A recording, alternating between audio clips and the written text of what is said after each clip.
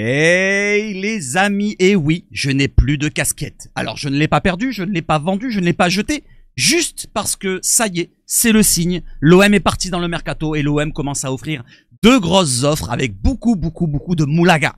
Donc beaucoup de pognon proposé pour Pexao. Et oui, c'est très chaud pour attirer le Brésilien de Feyenoord du côté de l'OM. On va se diriger tout droit vers la 4e recrue. Est-ce que ça sera Pexao? Est-ce que ça sera Weah? Est-ce que ça sera Aubameyang? Est-ce que ça sera un autre? On va le voir dans la vidéo tout à l'heure quand on parlera vraiment du mercato. Tout d'abord, un petit peu d'actualité avec... Je sais pas si vous l'avez vu tous, cette présentation en teaser de la vidéo documentaire qui va être présentée, diffusée sur la chaîne YouTube de la saison dernière en 6 épisodes avec ce cri de ralliement qu'a entonné dans les vestiaires notre cher De Zerbi. Qui siamo OM? Ça veut dire qui sommes-nous OM? Et on l'a vu, ça nous a donné des frissons. D'ailleurs, j'étais en live avec vous, on a passé un bon moment hier. Pour ceux qui veulent avoir un avis, mon avis précis sur cela, mon avis précis sur Pexao et un détail précis sur Pexao, comment il est analysé par une autre personne qui l'a bien analysé et je l'ai analysé de mon côté. N'hésitez pas à regarder avec le petit qui apparaît maintenant. Donc, voyons voir ce que je vous ai dit dans l'onglet post de la chaîne. Si vous voulez le lire en entier, n'hésitez pas à le faire. Je vais vous le faire apparaître maintenant. Alors, je vous donne mon avis rapidement. Je suis pour, mais je suis pas pour à 100%.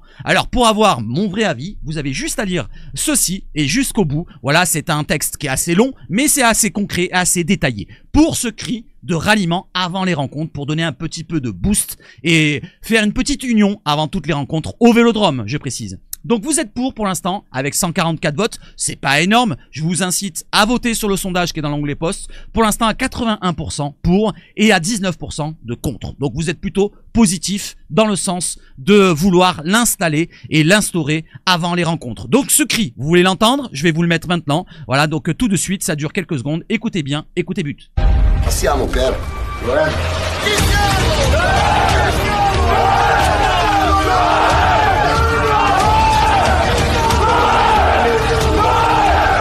Et c'est vrai que ça file un petit peu les frissons avec le petit chant, la petite musique derrière qui retentit. Donc c'est vrai que c'est bien monté aussi avec ce documentaire qui va être bien sympa à regarder. Je pense que tout le monde va le regarder, ça va bien marcher. Et ça donne un petit peu envie d'avoir un autre chant pour commencer les matchs avant les rencontres. Alors, ça sera...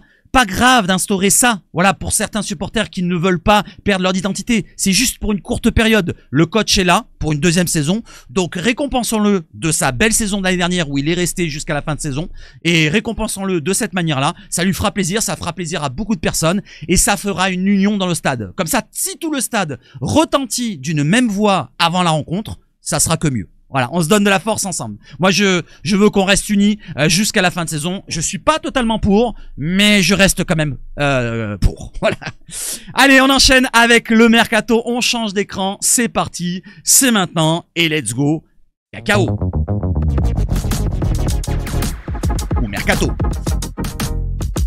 Allez, let's go mercato. Pour commencer, c'est du mercato, c'est la présentation dans la conférence de presse d'hier qu'on a passé un bon moment encore ensemble. Alors c'était un peu plus calme, comme vous voyez à la tête de Angel Gomes, il a une tête d'endormi. Et c'était un petit peu soporifique, on va dire. C'est pas la même chose que Medina où on a passé franchement un super moment, on a bien rigolé. Donc Angel Gomes portera le numéro 8. Alors c'était le numéro de Neal Maupay. Alors Neal Maupay, il va porter lequel numéro maintenant? Eh ben il va porter le numéro 7. Il ne partira pas pour l'instant. Cela dit, s'il y a une offre qui tombe, à mon avis... il sera près de la sortie. Donc on enchaîne. Pour Angel Gomes, qu'est-ce qu'il nous a dit? Je vous mets 2-3 réponses. Les réponses les plus importantes. Donc Angel Gomes, il nous parle de De Zerbi, qu'il a appelé avant sa venue. C'est un grand tacticien, pardon. J'ai discuté avec lui sur mon positionnement. Je suis disponible pour jouer sur tous les postes au milieu, 6, 8 et 10. Tant que je suis sur le terrain et au milieu, ça me va, nous dit Angel Gomes. C'est un joueur très polyvalent. C'est un joueur qui va jouer devant la défense, au milieu, donc en 8 et en 10, pourquoi pas. Donc Angel Gomes dans les postes du milieu. Après, qu'est-ce qu'il nous dit? Je suis un joueur technique. Il se détaille un petit peu, se décrit un petit peu. Avec le ballon, j'aime créer, jouer pour mes coéquipiers, par la passe principalement. Voilà, c'est pas un joueur qui va faire les différences par les dribbles sur les longues distances, même s'il peut le faire sur des courtes distances, vu qu'il est petit de taille. Aider dans les différentes phases de jeu. Je suis intelligent et j'ai une bonne lecture du jeu. Voilà son descriptif très rapide de Angel Gomes. Il nous dit quoi pour ses objectifs? Son objectif personnel cette saison est de jouer le plus possible, de montrer aussi pourquoi j'ai signé avec le club, de pouvoir gagner et remporter un trophée pour les fans. Et c'est ce qu'on veut tous. Donc s'il vient pour gagner un trophée, on espère qu'il sera récompensé en fin de saison. Voilà pour Angel Gomez, on passe next. L'interview était pas très pertinente, il y avait peut-être des réponses rigolotes avec ces choses qui se sont passées avec Mason Greenwood. Mais si vous voulez l'entendre, vous avez juste à regarder le live d'hier, je vous l'ai mis en entier. Voilà, il n'y a pas de coupure. Allez, on enchaîne avec les venues des internationaux du côté du centre d'entraînement. Et ils sont là avec Amine Gouiri, Ulysse Garcia, Adrien Rabiot, Pierre-Emile Højbjerg qui nous salue des deux doigts. Et les deux Argentins, voire les trois. J'allais oublier Geronimo Rulli, Balerdi et Medina, tous souriants. Tous souriants. Voilà, donc tous qui vont se mettre à l'entraînement, c'est désormais fait. Donc depuis hier, ils s'entraînent. Mason Greenwood, Angel Gomez, il était déjà là. Amine Harit aussi, donc vous le voyez. Et il y a la paire qui va se reconstruire entre, comme vous le voyez à gauche, Amine Harit et Mason Greenwood. D'ailleurs, j'ai fait un tweet que je vous montre pas là, où je donnais mon avis là-dessus. L'année dernière, on s'en souvient de le début de saison entre Amine Harit et Mason Greenwood, il y avait une superbe entente. Donc pourquoi pas revivre le même début de saison, à moins qu'Amine Harit parte. Et ça, on peut le penser. JP13 il nous dit ça y est, le ballon est de retour à la commanderie, travail technique, rythme, la prépa prend forme petit à petit, prochaine étape, le stage aux Pays-Bas dès le 17 juillet avant l'Air Cup, fin juillet et bientôt les matchs. On enchaîne avec les dédicaces devant le centre d'entraînement avec Balerdi qui fait plaisir à un jeune Argentin qui lui dédicace son maillot de l'Albi Céleste. Voilà les amis. Allez, on enchaîne maintenant avec le vrai mercato. Et la dernière information concernant le dossier Aubameyang, c'est très chaud. Apparemment, selon le média italien, ou plutôt le journaliste italien Nico Schira, il nous dit que l'Olympique de Marseille a proposé à Pierre-Emerick Aubameyang un contrat jusqu'en juin 2026. Donc pour un an, il est disponible en tant qu'agent libre. Il est libre, il a résilié son contrat du côté d'Alcatia, il ne coûtera pas en transfert, il coûtera en prime à la signature, il coûtera très cher en salaire, mais il est libre et il peut, pourquoi pas, signer pour un an. Donc certains disent, j'ai vu d'autres informations, 1 an plus 1 an, 2 ans, 1 an. Donc déjà 1 an, c'est qui vient du côté de l'OM, c'est le plus important. Donc j'ai envie de dire, bienvenue à Aubameyang. S'il revient à l'OM, ça me ferait extrêmement plaisir de revoir un joueur de cette qualité, avec cette expérience. Il pourrait encadrer notre ligne d'attaque et il pourrait être, je l'espère, autant efficace qu'en fin de saison et même toute la saison qu'il a vécu avec nous. Il n'y a que 1 an et demi. Il n'y a que 1 an à peu près. Donc bon retour à toi Pierre-Emerick, si tu signes dans les prochaines heures, en tout cas, le plus rapidement possible, ça serait bien mieux. Comme ça tu fais la prépa avec nous, tu pars en stage et tu connais plus tes partenaires. J'espère que tu viendras, comme ça l'expérience sera là.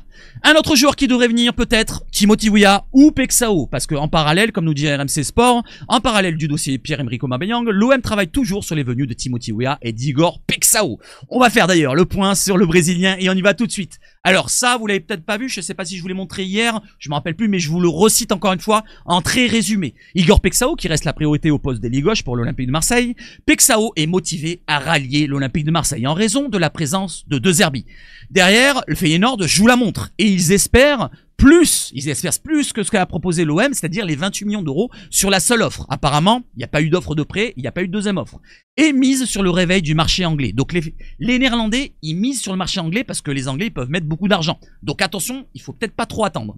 Les négociations pourraient être facilitées grâce à la bonne entente et la bonne relation entre Pablo Longoria et son homologue, le président de Feyenoord, Denis Teklos, qui siègent tous les deux à l'ECA. Donc ils se connaissent bien, donc ça pourrait faciliter l'entente dans les relations, pourquoi pas pour faire le deal. L'OM maintient sa stratégie de ne pas trop se précipiter de surpayer Pexao, même si celui-là coche toutes ou pas loin de toutes les cases. Voilà, donc on veut pas se précipiter, du côté Feyenoord on prend son temps, l'OM a proposé 28 millions d'euros une fois, et cette fois la deuxième offre tombe, et c'est maintenant. C'est maintenant, l'OM aurait soumis une deuxième offre, j'ai mis du conditionnel, on ne sait jamais, aurait soumis une deuxième offre au Feyenoord pour Pexao. Après la première offre de 28 millions d'euros que je viens de citer, l'OM propose plus de 30 millions d'euros. Aucune offre de prêt n'avait été formulée avant, selon Feyenoord TM. Donc c'est un média qui a environ 30 à 40 000 abonnés sur Twitter. L'offre pourrait atteindre les 35 millions d'euros, bonus compris selon la tribune. Est-ce que c'est vrai, est-ce que c'est pas vrai? En tout cas, on s'en rapproche de l'offre fatidique. Il réclamait du côté de Feyenoord plus de 30 millions pour discuter. On y est, l'OM a proposé plus de 30 millions. Maintenant, est-ce qu'ils vont réclamer plus de 35? On va voir ça, mais pour l'instant, on s'en rapproche. C'est très très chaud, comme je l'ai dit dans le titre. C'est très très chaud pour Pexao. Et franchement, ça ferait plaisir d'avoir enfin un ailier de métier. Voilà, pour concurrencer, pourquoi pas Jonathan Rowe, ou pourquoi pas Aubameyang qui peut jouer côté gauche, ou Gouiri. Il y a beaucoup de joueurs qui sont polyvalents, et c'est très important d'avoir des solutions supplémentaires en cas de blessure, en cas d'absence, de pépins physiques ou de suspension. Donc, Pexao Pexao, je voulais détailler vraiment le joueur. Si vous êtes vraiment intéressé, regardez le live d'hier. Regardez toute la période Mercato. Quand vous cliquez sur mon lien, sur le lien du live que je vais vous mettre en dessous, vous y allez et vous avez le time pour le Mercato. Vous allez voir la page sur Pexao, c'est très très pertinent. Donc Pexao, ça sera un joueur pour débloquer les situations quand il y aura un bloc bas face à nous. Donc c'est un joueur qui sera dans les derniers 30 mètres à faire la différence, que ce soit par la frappe, il tente beaucoup, il réussit pas mal, donc il a eu pas mal de stats l'année dernière, mais il a quand même pas mal de déchets. Et par la passe, il a aussi des déchets, même si il a quand même des stats aussi en passe décisive. Donc c'est un joueur qui fera la différence dans les derniers mètres, dans les courtes distances, parce que sur les longues distances, il a un petit peu les petites jambes, on va dire. Donc il y a des joueurs qui reviennent sur lui. Quand t'as des petites jambes et des grandes jambes, c'est les grandes jambes qui rattrapent. Mais il fera les différences par les dribbles, par les frappes, par sa technique, par son placement, voilà, donc son intelligence de jeu. Et donc il a pris le pas du côté de l'Eredivisie sur 3 ans. Donc la première année était compliquée pour lui, la deuxième mieux, et la troisième, elle a été quand même très très bonne l'année dernière. Même en Ligue des Champions, il a prouvé sa valeur. Donc une belle recrue pour l'OM. Le prix, c'est le prix. Voilà, donc c'est un jeune joueur qui a encore l'avenir devant lui. Il peut être revendu peut-être le même prix ou plus cher à l'avenir. On peut imaginer que s'il réussit à l'OM, ça peut être vendu 50 dans pas très longtemps. Donc on va pas penser déjà à le vendre, déjà à le recruter. Donc bienvenue à toi Igor, si tu viens à l'OM aujourd'hui, quand je dormirai tout à l'heure, et ben bienvenue à toi, ou bienvenue quand je te le citerai plus tard. N'hésitez pas à me dire ce que vous en pensez. Pexao, est-ce que ça vous hype? Moi ça me hype. Ça me hype. Pas à 100%, mais à 98%. On n'est pas loin. Allez, on enchaîne. Il y a quelques défauts que je vous ai cités. Les défauts qu'il a, c'est en live si vous êtes intéressé par ça. Donc l'autre information sur l'autre joueur, Timothy Weah, qui a accepté la proposition de l'OM. Alors la proposition, selon RMC Sport, c'était 50 contrats, si je me trompe pas. Et maintenant, il est intéressé pour signer à l'OM. Après, il reste quoi? L'accord entre les clubs. Reste maintenant à trouver l'accord entre les deux clubs. La Juve réclame 15 millions d'euros et serait prête à accepter un prêt, mais pas n'importe lequel, pardon, avec obligation d'achat. Du côté de l'OM, on veut proposer une option d'achat, mais pas obligatoire. Donc faudra voir, peut-être que l'OM et la Juve vont s'entendre dans les prochaines heures pour une option avec une obligation d'achat selon les conditions. On peut l'imaginer comme ça, des conditions moyennement atteignables, du style l'OM se qualifie en 8e de finale ou en 16e de finale de Ligue des Champions. Et si on y arrive, eh ben on recrutera le joueur en fin de saison. Je parle de Timothy Weah.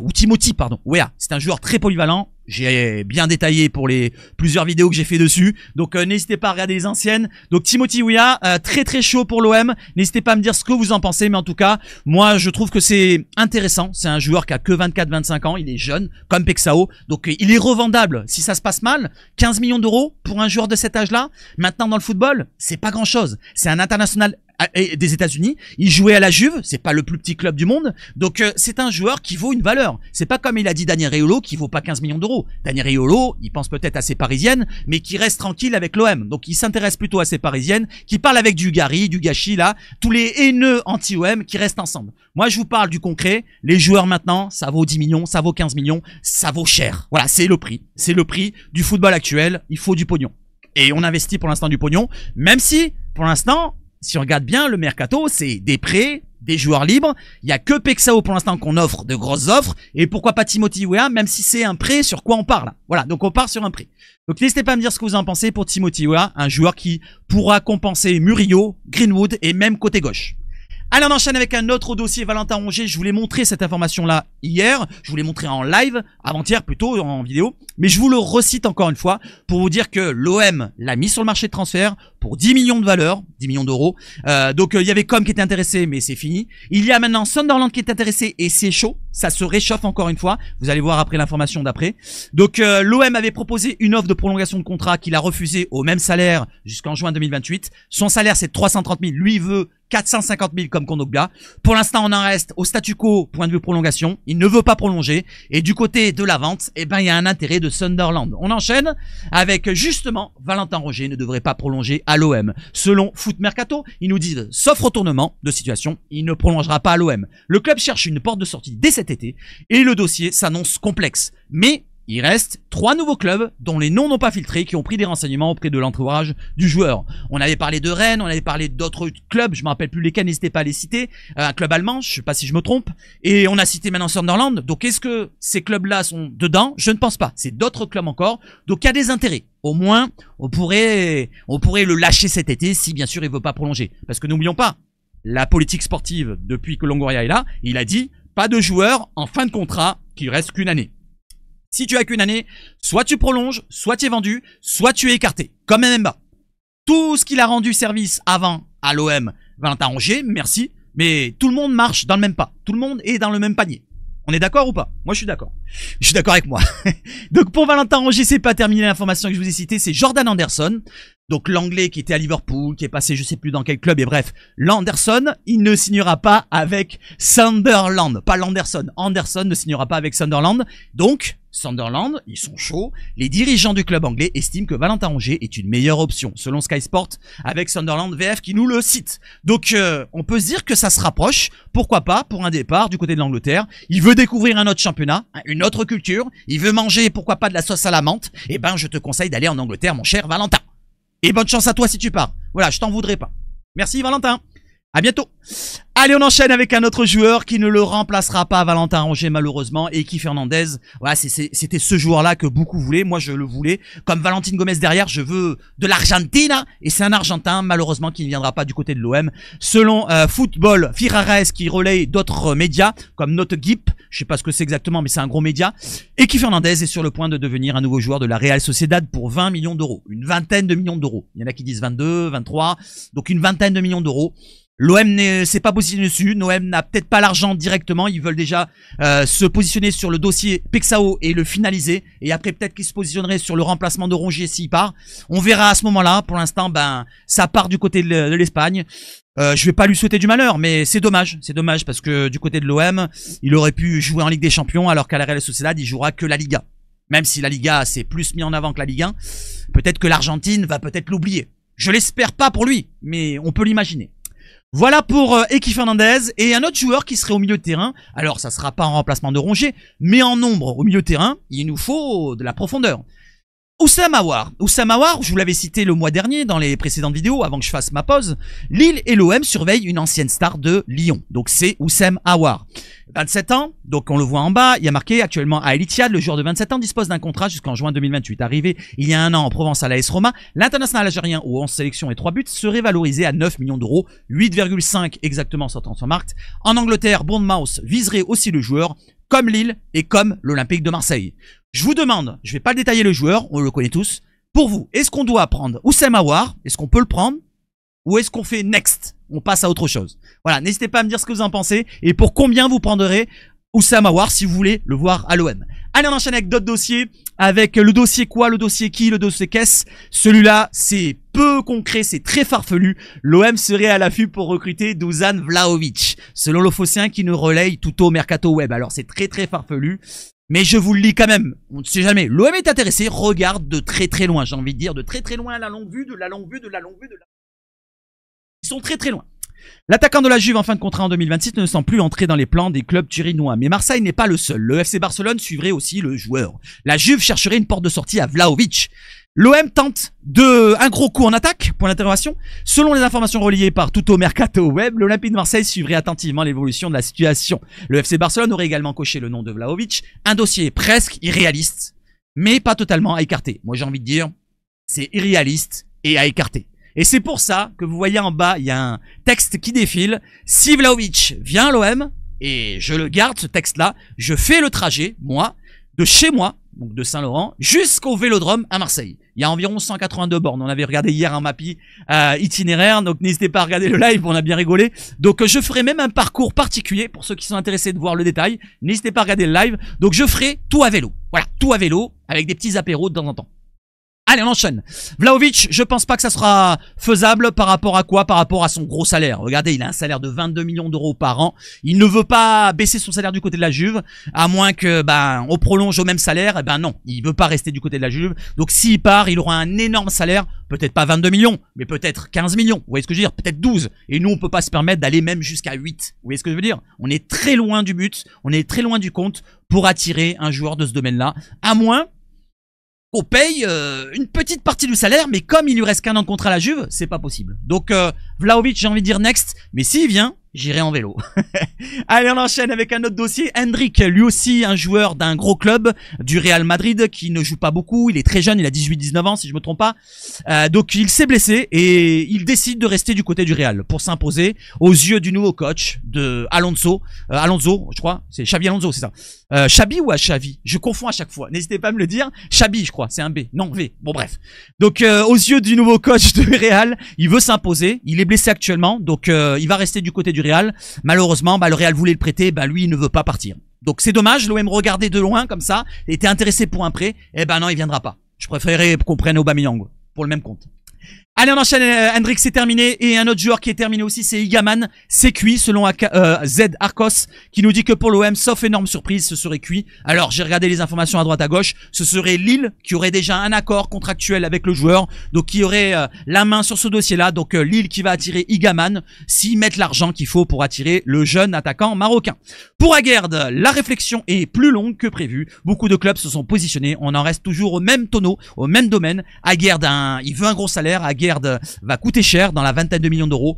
Il joue à West Ham, il appartient à West Ham. Ils ont prêté l'année dernière, il s'est imposé du côté de la Real Sociedad, il a fait une très bonne saison en Liga. Maintenant, il doit être titulaire, plus à West Ham parce qu'il n'a pas sa place, mais dans un autre club. Est-ce que ça sera l'OM? Est-ce que ça sera un autre club? Pour l'instant, Aguerd prend son temps, mais nous, de notre côté, on doit pas attendre. Et si on doit pas attendre, il y a des solutions supplémentaires. Alors on peut parler d'Endinka par rapport à la Roma qui ont vendu Paredes au milieu de terrain et ils cherchent un milieu. Donc nous on a Ismaël Koné et Ismaël Koné, ils le veulent du côté de la Roma. On leur vend et derrière on récupère Ndika. Pourquoi pas? On peut penser ça dans ce domaine-là. Maintenant, Ndika on n'en parle pas trop. Je vous parle juste d'une idée. Juste d'une idée maintenant, on en a parlé dans le live hier et je trouve très très pertinente cette idée, je sais plus c'est qui me l'a dit, n'hésite pas à me le dire dans les commentaires, c'est Alexandro, donc le Brésilien de Lille, qui a de l'expérience en Ligue 1, bon, il connaît la Ligue 1 depuis 3-4 ans, et qui a que 25 ans, il aura 26 ans le 9 août, c'est marqué en jaune, il fait 1m91, c'est un grand gabarit. Il est brésilien de sélection, il est que brésilien, ça sera un extra communautaire, mais c'est pas grave, on a beaucoup de place, avec Mason Greenwood qui est passé maintenant jamaïcain, avec brésilien Enrique qui est parti, donc on a des places, vous inquiétez pas. Lille, donc pour son club, 2028 le contrat, 3 ans de contrat, sa valeur 20 millions d'euros, donc il faudra investir plus que 20 millions d'euros à mon avis. Je pense que la fourchette se situera aux alentours des 23, entre 23 et 28. Voilà, 23 et 28, je pense que c'est la bonne fourchette. 25, on doit pas être loin du bon prix. Il est ambidextre. Je pensais qu'il était gaucher. Non, il est ambidextre. Et il a un bon pied gauche et un bon pied droit. Donc c'est un joueur qui est intéressant dans la relance. D'ailleurs, on va aller le voir dans les datas juste après, en comparant à Balerdi. Défenseur central exclusif, il peut pas jouer trop sur les couloirs, mais c'est pas grave, on recherche un défenseur axial, gaucher de préférence, mais lui, il est capable de le jouer. 20 millions la valeur, il a joué toute sa carrière, 80 matchs en Ligue 1, il a joué une dizaine de matchs en Champions League, plus les 4 matchs de qualification en Champions League, 9 matchs de Conference League, plus les matchs de qualification en UEFA Conference League. Donc c'est un joueur qui a de l'expérience européenne au très haut niveau, qui a de l'expérience en Ligue 1, qui parle, je pense qu'il doit parler, qu'il doit baragouiner français. Il est arrivé en 2022 comme vous voyez ici. Donc pourquoi pas attirer Pexao du côté de l'OM. Je sais pas ce que vous en pensez, n'hésitez pas à me dire ce que vous en pensez. On va juste regarder maintenant son data par rapport à Léo Balardi. Léo Balardi est en orange, pastel, je sais pas quelle couleur on peut dire. N'hésitez pas à me dire quelle couleur vous voyez. Je ne suis pas, comment dire, pas ambidextre, comment on dit? Ah merde, avec les yeux, les couleurs qu'on confond. Putain, je sais plus comment on dit. Bon bref, j'ai pas de problème de couleur. Alexandro est en bleu, vous le voyez, dans le domaine des jeux aériens, il est supérieur à Balerdi. Pourquoi? La taille, il y a 4-5 cm d'écart quand même, c'est assez conséquent. Les courses, par rapport à Balerdi, il est supérieur. Il fait peut-être plus de courses, plus d'efforts, mais il faut dire que Balerdi est un meneur de jeu reculé du côté de l'OM avec De Zerbi. Il avait beaucoup de ballons, mais il faisait pas énormément de courses si vous regardez bien. Donc c'est peut-être pour ça qu'Alexandro est supérieur, mais il est quand même dans la tranche très haute, je parle d'Alexandro. Le reste, les passes c'est kiff-kiff, les passes avant pourcentage c'est kiff-kiff, et les passes en progressive, passes progressives vers l'avant, c'est l'avantage d'Alexandro. Donc pour vous dire que qualité de passe, ça pourrait correspondre à ce que recherche De Zerbi, ça serait complémentaire avec Balerdi, et ça serait une paire de feu. Voilà, une paire de feu de ce domaine-là, je ne demande pas moins. En plus, il a que 25-26 ans, comme Balerdi, c'est dans la force de l'âge. On peut le revendre d'ici 1 an, 2 ans, voire 3 ans, au même prix ou pas loin. Donc c'est tout bénef pour nous. Dans les duels défensifs et dans la possession gagnée, par contre, il est en désavantage par rapport aux interceptions et aux duels défensifs, sûrement au sol. Balerdi est supérieur à Alexandro, mais ils seront complémentaires. complémentaires. Si l'un est inférieur, il sera complémentaire dans l'autre domaine, comme les passes progressives ou le jeu aérien ou les courses pour l'avantage avec Alexandro. N'hésitez pas à me dire ce que vous en pensez et je vais vous montrer un petit peu ce que ça donne en composition d'équipe avec tout ce que je vous ai dit dans cette vidéo. On regarde ça, la compo, je vous ai mis en rose Alexandro parce que ce n'est pas une rumeur très concrète, même pas une rumeur tout court, je crois pas qu'il était cité dans les rumeurs, mais je vous le mets quand même dans la compo, ce que ça pourrait donner si on recrute quelques joueurs qui sont dans la vidéo. Donc Rulli au gardien, ça bouge pas, Medina à gauche en titulaire en arrière, latéral gauche dans la défense à 4, Alexandro aux côtés de Balerdi, Murillo à droite en tant que titulaire. En tant que remplaçant de Murillo, nous avons Weah qui peut compenser aussi avec Greenwood. Donc on peut imaginer que Weah fasse les deux postes. Donc je vous montre la recrue Weah. On a au milieu de terrain un Kondogbia qui part titulaire pour l'instant parce que Rongier il est sur le départ, on va pas le mettre titulaire. Højbjerg aussi, il est pas partant, il reste là. Voilà, il doit rester là d'ailleurs. Sinon je l'attache. À côté, on peut mettre un Gomez, et oui, il est arrivé, il a dit je peux jouer 6, je peux jouer 8, donc il peut jouer à la place de Kondo, à la place de Højbjerg si Højbjerg est pas bien, il peut jouer aussi à la place de Rabiot, donc on peut imaginer qu'un Gomez fasse un petit peu toutes les positions. On a toujours Aminari dans notre effectif qui peut jouer un cran plus haut à la place de Rabiot.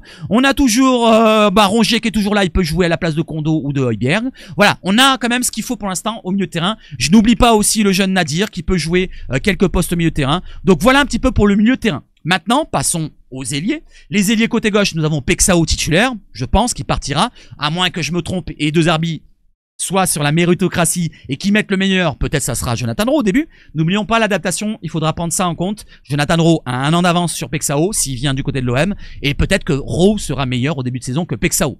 Donc Rowe, Pexao, peu importe lequel, mais Pexao peut-être en titulaire au bout d'un moment parce qu'on investit lourdement. En pointe, Gouiri. Ou alors, pourquoi pas Aubameyang, on peut imaginer si on le recrute, il peut jouer de temps en temps, une rotation entre les deux attaquants. Et à droite, comme je vous l'ai dit, Greenwood ou alors Timothy Weah. Voilà, pour l'instant Timothy Weah et peut-être d'autres qui arriveront par rapport aux ventes qu'on va faire du côté de l'OM. Je vous cite pas les autres joueurs comme Cornelius qui peut remplacer Alexandro pour l'instant. Je vous cite pas Merlin pour Medina parce que c'est peut-être des départs à venir s'il y a des offres qui tombent. Comme Garcia, je ne sais pas s'il y en aura qui tomberont. Je vous ai pas cité Egan Riley. Egan Riley à la place de Balerdi. Il peut même compenser peut-être les deux postes. Voilà, pour l'instant, Egan Riley qui fera les deux postes. Il aura du temps de jeu. Voilà, à contrario d'un Cornelius qui aura pas de temps de jeu. Lirola qui est pour l'instant dans l'effectif et qui est pas dans la réserve comme les 6 joueurs qui sont à droite. Donc Lirola sera sur le côté droit logiquement à compenser Murillo peut-être pour l'instant, pour le début de saison. Voilà, peut-être que Weah sera juste ailier et Lirola, il sera là. Ça me pose problème. J'aimerais bien avoir un autre latéral, hein, si vous voyez ce que je veux dire. À moins que Lirola nous fasse une super pré-saison et qu'il impressionne tout l'effectif, tout le staff ici et là. Et peut-être qu'il va nous faire une saison à la Sampaoli. Quand il était au temps de Sampaoli, Lirola, c'était un super joueur. Ensuite, nous avons qui? Nous avons, j'ai oublié, Mopé pour la pointe. Voilà, une solution supplémentaire. Et Robinho Vaz, que j'ai cité dans le live d'hier. Dans quel sens? Il peut jouer en pointe, mais par sa jeunesse. Par sa vitesse, par ses appels en profondeur, comme on a vu dans ces 2 matchs, ces 3 matchs qu'il est rentré, on l'a vu qu'il n'a pas hésité à faire des appels en profondeur, il a de la vitesse, donc pourquoi pas le voir à compenser, pourquoi pas même dans les couloirs, il peut jouer toute la ligne d'attaque. Je le vois pas un cran plus bas dans la construction de jeu, voilà, peut-être pas encore fignoler sa création de jeu, je sais pas s'il est propre dans ses passes ici là, donc on va se dire que la ligne d'attaque, il pourrait dépanner, je parle du jeune Robinho Vaz. Voilà les amis, n'hésitez pas à me dire ce que vous en pensez de la compo actuelle par rapport aux rumeurs concrètes, je parle, pas de ceux qui vont me dire il y a Diakité en rumeur ici là, alors que c'est juste des avis de bar de Walid Acharchour. Walid Acharchour, il a pas la vérité absolue. Walid Acharchour, il a dit ça serait bien que pour l'OM, il s'intéresse à Diakité de Lille. C'est comme moi je dis, ça serait bien que nous on s'intéresse à Alexandro. C'est la même chose. Mais moi j'ai dit on préfère Alexandro. Donc je préfère Alexandro, qui est un peu plus expérimenté à mon goût. Ouais les amis, n'hésitez pas à me dire, et qui est plus abordable à mon avis, en termes de recrutement. Je pense que Diakité ça sera au-delà des 30, et lui ça sera en dessous des 30. Il y aura le salaire. Alors le salaire par contre c'est pas un problème. Pour Alexandro, c'est moins problématique que Aguerd. Voilà les amis. Allez, j'espère que vous avez passé un bon moment avec moi. Voilà, je vous ai fait un tout beau résumé de la vidéo Mercato qui a duré un peu moins d'une demi-heure, et c'est parfait, comme ça vous aurez une bonne matinale. Je vous souhaite de passer une excellente journée. N'hésitez pas à donner de la force, le like, le dislike, l'abonnement, la cloche. N'hésitez pas, on vient de dépasser, je vous remercie fortement, les 21 000. On essaye d'atteindre maintenant les 22 000, pourquoi pas. D'ici, allez, nous sommes le 12 juillet. Et si avant la fin du mois de juillet, on atteint les 22 000, ça serait parfait. Allez, c'est à vous de le faire. Je vous souhaite de passer encore une excellente journée. Vive le foot chez Savage Foot. Hydratez-vous bien. Et surtout, allez l'OM!